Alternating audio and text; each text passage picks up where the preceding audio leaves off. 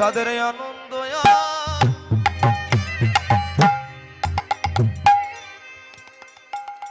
অগধরে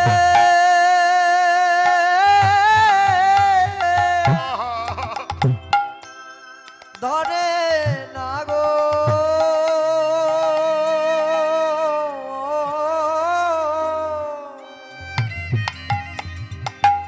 পশু জাতি বাবা মুখে কথা বলতে পারে না, তাদের এই আনন্দ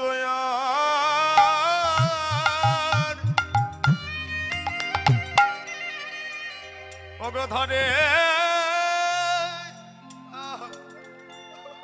না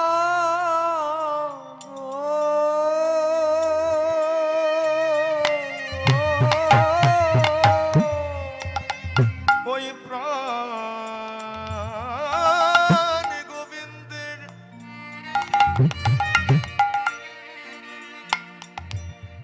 বেনো শুনে